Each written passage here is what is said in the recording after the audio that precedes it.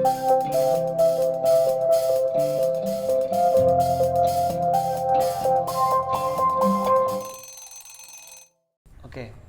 Nah, ya kemarin kan juga ada yang minta bahas tuh, karena kan kita menikah muda. Emang menikah muda itu kayak gimana?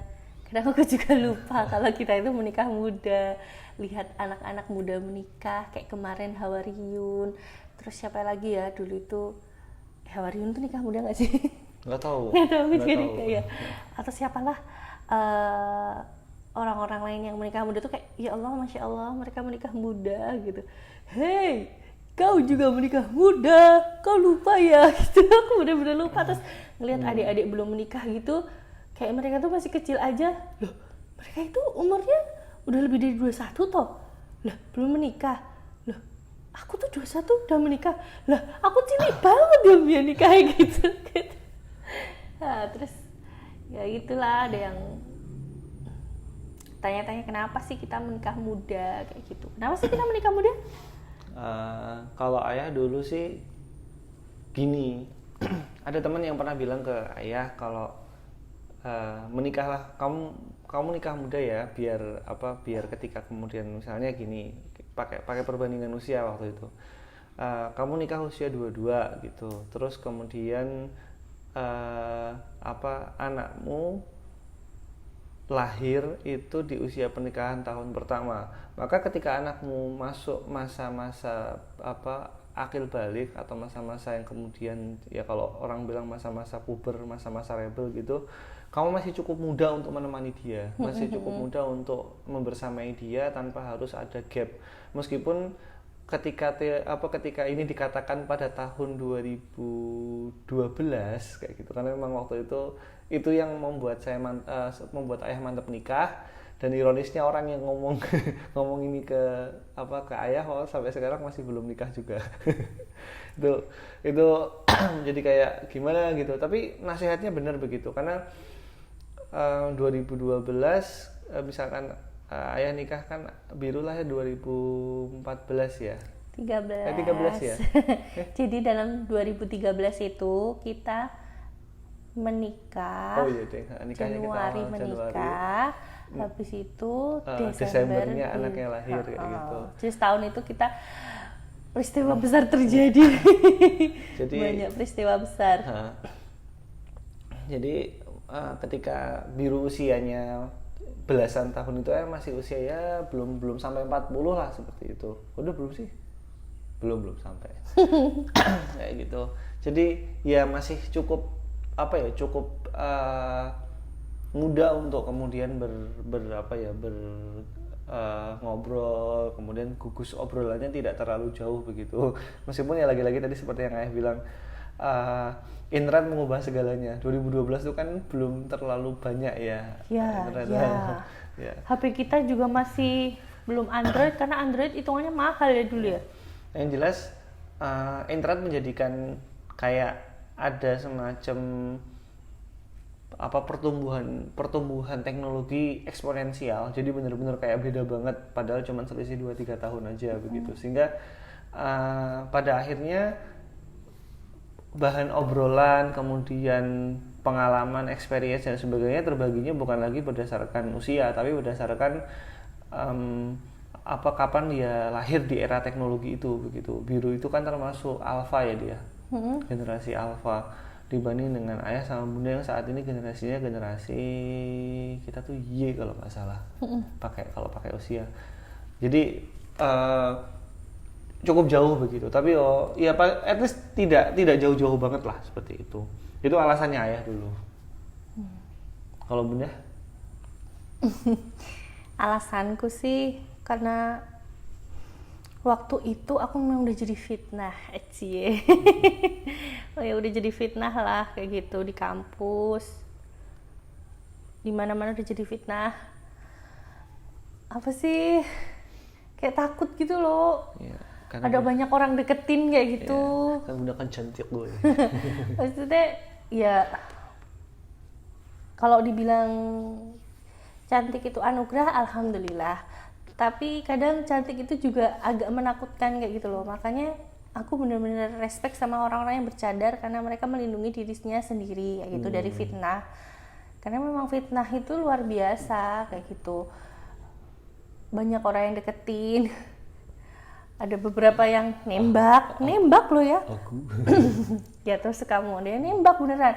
Bayangkan ketika aku kuliah karawitan, waktu mau ujian, kakak tingkat dari kan kalau karawitan itu kan kuliah ini ya pilihan. Jadi ada dari sastra Nusantara waktu itu. Jadi sastra Nusantara ngadain kelas karawitan dan banyak jurusan-jurusan lain itu yang masuk ikut kelas itu gitu loh. Nah, ketika aku mau kelas karawitan, terus habis itu udah berjalan berapa bulan itu bareng sama beberapa jurusan kayak gitu. Ada jurusan sastra Arab, terus ya ada sastra Prancis, Korea gitu banyak gitu. Nah, udah itu berjalan 1 semester, kita mau ujian, detik-detik sebelum ujian tuh aku ditembak salah satu kakak tingkat beda jurusan. Ya ampun, itu ujiannya tuh dia ada di sampingku. Dan padahal kalau ujian karawitan itu kan kita mukul-mukul kenong, mukul-mukul gong, muter gitu ya. Dia tuh selalu bersama aku. Bayangkan, udah mikir ini gimana cara mukul kenong, nginget-nginget. Udah gitu masnya itu ada di sampingku. Terus mau meledak gitu loh, ya Allah. Dan itu ya Allah, aku rasa ya Allah fitnah. Dan dia juga kayak nembak. Masih inget banget gitu loh. Dia itu tuh gak lihat identitasku kayak gini apa gitu loh. Aku jilbaban lebar, pakai kaos kaki kan. Ya mungkin waktu itu belum gencar Indonesia tanpa pacaran kali ya. Kayak hijrah-hijrah sekarang yang jelas banget kalau uang sing kayak gitu tuh nggak bakalan mau pacaran kayak gitu. Tuh enggak tuh. Tapi bener-bener. Sekarang banyak kok. Ya iya sih, maksudnya orang kan juga bakalan mikir ya dia mau nggak ya diajak pacaran. Orang masnya itu langsung nembak kok. Maksudnya deketin, emang deketin kayak gitu. Ya modusnya gitulah, tanya-tanya apalah inilah itulah kayak gitu. Terus habis itu deketin terus nembak gitu. Mata bulat-bulat pingpong masih kakao kosong. Ya Allah masih ingat aku rasanya kayak gitu. Jadi wah aku udah jadi fitnah ini. Terus pokoknya aku harus menikah.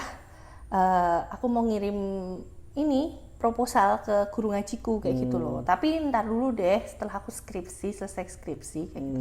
Aku udah ditulis di dinding, aku akan menikah sekitar umur 22 sampai 24. Pokoknya aku selesai kuliah kayak gitu loh. Ya lagi kerja mungkin kayak gitu. Akhirnya ya sudah, aku sudah merencanakan kayak gitu. Temenan sama ayah.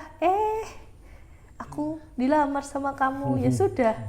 Kayak lebih awal setahun sih. Tapi ya nggak masalah. Jadinya ya pasti, soalnya beberapa hari kemudian ya beberapa hari kemudian ya 22 kan. Jadi ya nggak cepet banget lah kayak gitu. Kenapa menikah? Tanggal berapa kita ini proses taarufnya dulu tuh? Sebulan ya? November itu Naili datang untuk menyatakan bahwa menanyakan dulu masih kosong menanyakan. apa enggak, mata indah bola pingpong masihkah kosong versi ya itu versi syar'i yang benar-benar nyaman lah, karena kan aku juga kenal sama Naili gitu dulu.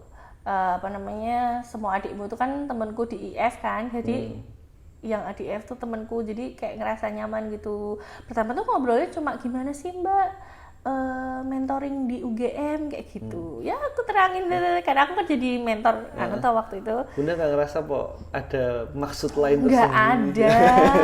Wow. Kan ngobrol sama temen gimana sih kayak gitu. Adik kelas lama nggak ketemu, kok tiba-tiba aja ketemu, ayo ketemu gitu.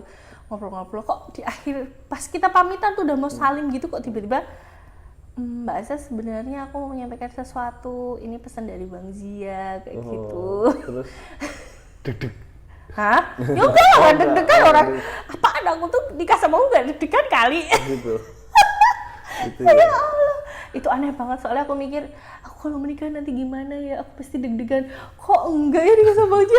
Aduh gimana ini? Nah, itu nanti skip ceritanya.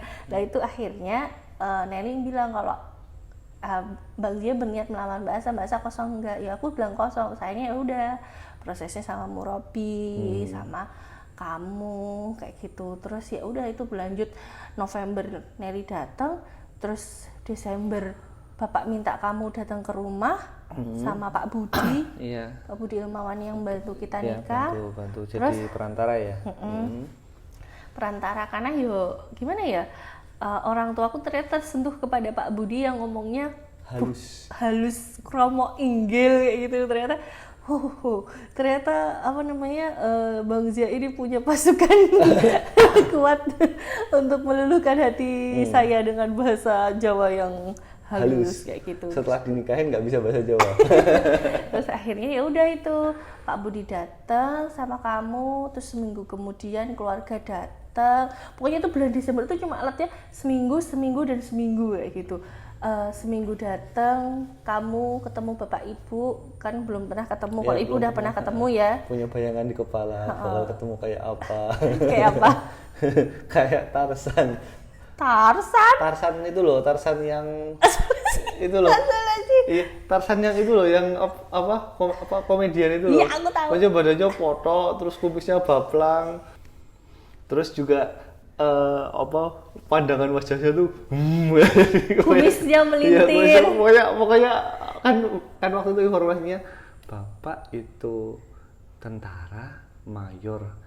Wah, aku menikahi anak tentara. Oh, udah kebayang macam-macam ya, gitu. Tapi ternyata enggak. Ternyata ketemunya Tukul Arwana. Bunda bilang bapak sendiri kayak Tukul Arwana. Tukul Arwana apa salahnya? Rezekinya banyak kok, baik. Enggak, pasti kan wajah bapak kan emang mirip Tukul. Kalau aku sih ngerasanya gitu. Terus akhirnya kan habis ketemu sama bapak, habis itu seminggu kemudian kamu ngajak keluarga besar datang, terus ditentukanlah itu harinya sekalian, ya kan? Iya. Terus baru ketemulah, pengennya Abi hari Jumat, pengennya bapak pas ulang tahunku. Ya udah akhirnya ketemunya lebih awal dari ulang tahunku 11 Januari gitu. Dan itu aja setelah apa namanya, kita mengumumkan kita menikah, banyak yang bilang tuh kan bener mereka pacaran akhirnya nikah gitu. Aku udah nebak itu kayak gitu. Aduh, ada yang ngira kita pacaran. Mau nerangin sampai berbusa-busa pun mereka ngotot kalau kita pacaran. Ya udah sih, terserah kalian, tapi kita emang nggak pacaran. Aku tuh cuma temenan sama Bang itu, bener-bener temenan. Ya tahu dia itu gara-gara dia adiknya teman-teman, kakaknya teman-temanku. Habis itu ketemu hampir sebulan sekali ya kalau kita. Ya rutin. Enggak sebulan sekali juga, tapi lumayan rutin untuk bahas tingkar komik kayak gitu. Proyeknya dulu Jamaah Salahuddin, rohisnya UGM. Ya benar-benar cuma pure bahas itu, nggak ada hangout selain itu ya kan? Iya. Meskipun ya kalau kita bicara soal masalah hati, nah masing-masing itu permasalahan yang lain. Jadi gini, ayah harus bilang, ayah itu sudah jatuh hati sama bunda sejak pandangan pertama. Ketemu lo ya. Gitu. Aduh, aku jadi malu. Jadi waktu itu kelihat, ya waktu itu sih cuma gini aja kepikirannya, kalau ayah kalau ayah mau nikah, ya orang yang pertama kali ayah mau lamar itu adalah bunda. Kalau masih kosong, kalau enggak ya udah. Mata bulan bola pingpong masih ya, kosong. Sebenarnya cuma itu aja bayangannya. Jadi waktu ngelamar bunda itu ayah udah bener-bener kayak ya antara berharap tapi juga siap untuk ditolak, karena memang pertama ayah ngerasa bahwa bunda itu out of my league, jadi kayak di luar ini level anak isi. Level saya tuh anak isi rakyat jelata, mandi seminggu sekali. Ini gara-gara ini apa namanya? Stigmanya apa namanya? Kan kayak Amikom, tempat orang kuliah berdasi, isi. Tempat kuliah orang berdaki. Oh, kamu mau ini ya, mengukuhkan stigma orang-orang tentang isi ya? Itu cuma bercandanya dosen. Jadi waktu itu ngerasa ya, ayahnya orang isi, nggak punya apa-apa. Dia tuh orangnya sudah bayangan ayah tuh pasti ini anaknya militer. Sempat kepikiran lah ini paling nikahnya sama ya kalau nggak tentara ya Mai apa Padahal perwira apa seperti pedang pora gitu kagak suka sama TNI sama sekali. Dari kecil bersama para om-om TNI itu. Justru karena tahu itu jadi males ya. Iya males gitu loh. Aku juga mikir gimana nanti aku berjilbab lebarnya kalau jadi Bu Persit kayak gitu-gitu loh. Jadi ya pikiran-pikiran nggak mau kayak Iya, gitu. iya. Perjuangan soalnya. Ya. Balik lagi tadi ketika kita dikira pacaran ya sebenarnya memang kelihatannya orang mungkin akan banyak berprasangka seperti itu karena memang secara interaksi kita ketemu secara rutin begitu kita tampak serasi ya. Ya, perasaannya ayah aja sih begitu ya. Memang waktu itu ayah mengaku bahwa ayah suka sama bunda, tetapi ayah mencoba untuk meminimalisir perasaan itu karena memang memang tidak salah suka sama orang begitu. Cuman kan yang jadi masalah bagaimana kita memanajemen apa perasaan itu supaya kemudian tidak berbuah menjadi hal-hal yang tidak baik begitu. Dan biiznillah alhamdulillah dengan segala puji bagi Allah ayah bisa menghandle perasaan itu dengan baik dan ya melepaskannya di saat yang tepat seperti itu. Maksudnya kalau emang suka ayah ngelamar dengan cara yang baik, kalau misalnya memang ternyata tidak diterima ya udah ayah lepas dengan baik-baik begitu. Seperti itu. Memang ya ayah kan waktu ayah memang suka sama bunda sejak pandangan pertama begitu. Itu benar-benar kayak suka banget ya, diulang-ulang mulu. Gimana?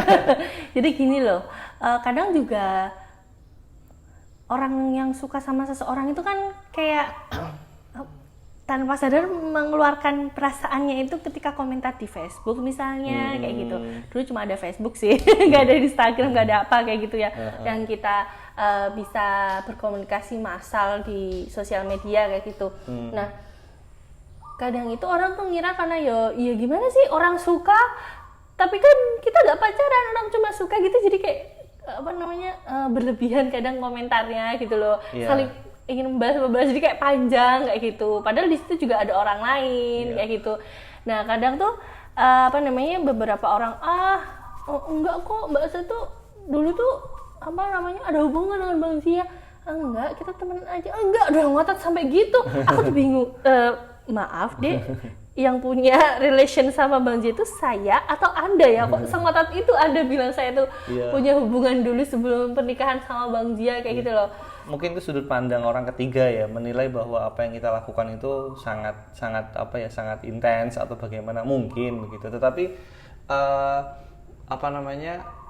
ayah waktu itu sangat mencoba untuk benar-benar menjaga. Memang berat begitu, memang berat. Karena ya bekerja dengan orang yang disukai itu kan pasti ada antusiasme tersendiri begitu. Ya semacam itulah. Ya intinya adalah ketika kalau masalah dikira pacaran ya alhamdulillah kita tidak pacaran. Buktinya apa? Ketika habis menikah ayah menghadapi bunda yang tidak ayah lihat ketika ketemu di pertemuan lingkaran begitu. Surprise. Jadi artinya kemudian ayah waktu itu harus bilang setidak tahu itu ayah kepada bunda begitu. Kalau misalkan kita pacaran harusnya kan ayah tahu gitu. Harusnya ayah tahu gimana. Tapi ada juga begitu. Sih orang yang pacaran ketika pacarannya kayaknya A ternyata dia juga A B C D gitu. Nah itu ya itu mungkin juga seperti itu. Nah terus soal nikah muda banyak juga yang tanya sebenarnya tantangan nikah muda itu apa sih begitu, karena memang akhir-akhir ini kan juga banyak tren nikah muda yang kemudian berujung kepada misalnya yang Hafiz YouTuber ya, itu. Ya pokoknya yang itulah Taki oh iya Takikun bukan tapi dia juga suka gitu sih, juga dipanggil Takikun gitu. Oh gitu. Ya Mitsuha-nya siapa? Oke, kita membahas hal yang tidak penting ya. Oke, ininya gini, banyak kemudian yang menganggap bahwa pernikahan muda itu menikahnya wow, kemana-mana ada yang nganterin, kemudian aku ingin menikah supaya kemana-mana ada yang nganterin begitu. Tapi suami bukan ojek pribadi. Kalau kamu ingin kemana-mana ada yang nganterin, carilah ojek pribadi, bukan suami. Jadi Sopir. cari sopir begitu. Aku ingin ada yang masaknya di rumah begitu, carilah koki, carilah chef begitu.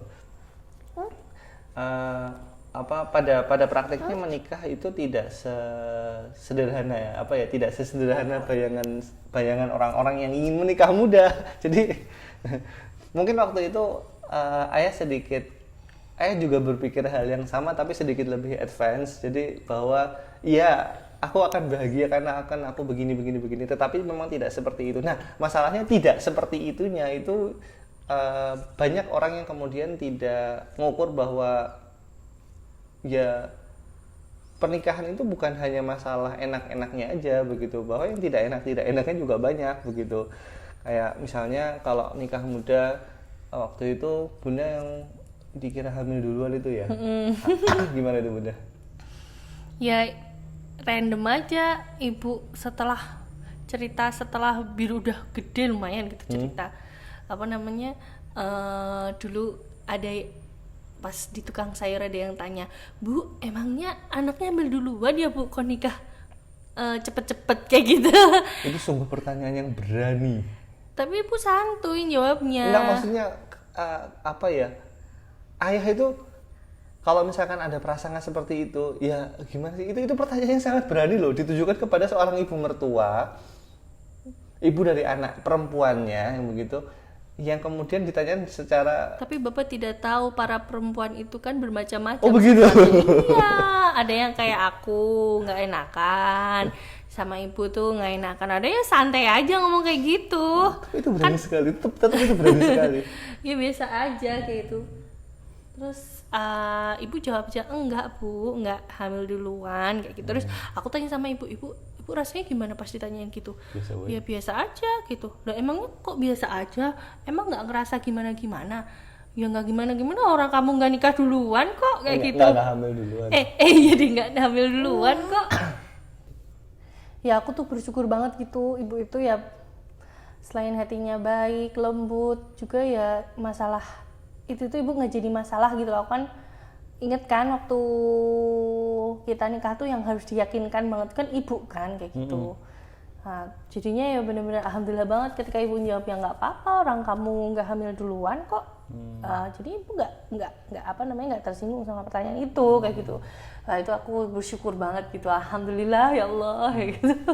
Aduh akunya rasanya akunya yang nggak enak gitu loh. Iya. Kan itu kan ibuku yang ditanyain di tempat umum. Iya. Gitu deh. Terus juga banyak teman-teman yang masih karena memang kita hitungannya waktu itu nikahnya muda, jadi banyak teman-teman yang masih single dan ternyata pembagian zona waktunya pasutri, zona waktu pasutri dengan zona waktu orang single itu berbeda. Beda banget. Kadang tuh suka protes, tolonglah bang, masih manggil bang ya, tolonglah bang, kamu kan udah nikah, jangan sama kayak orang-orang yang udah yang belum menikah, ngobrol-ngobrol sampai malam banget kayak gitu.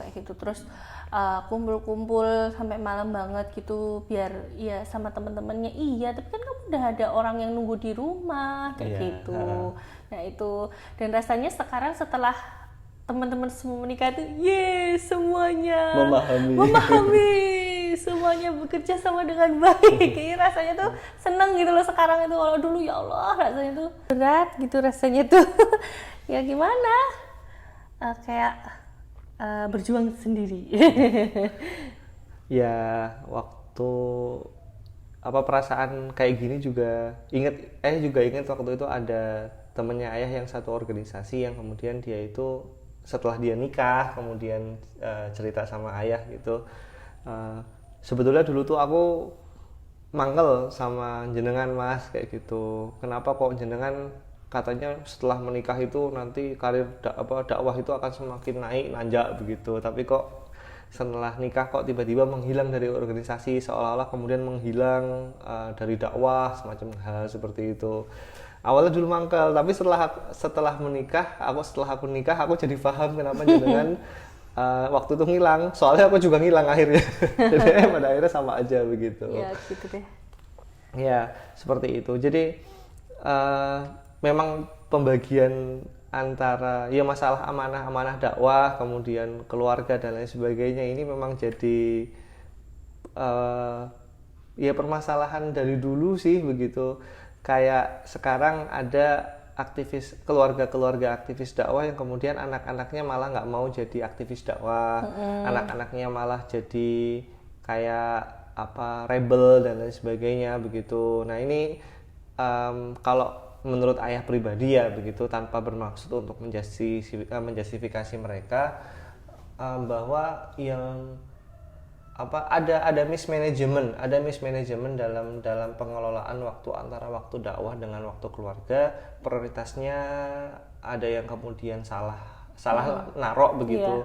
Kalau yang ayah pahami ya prioritas pertama itu keluarga, baru kemudian masyarakat begitu, objek dakwah. Karena keluarga ini adalah yang diperintahkan sama Allah, ku anfusakum ya ayyuhalladzina amanu ku anfusakum wa ahlikum naro. Jagalah dirimu dan keluargamu dari api neraka. Nah, yang lain itu prioritas yang berikutnya. Setelah keluarga kita itu bisa dianggap lumayan stabil seperti itu.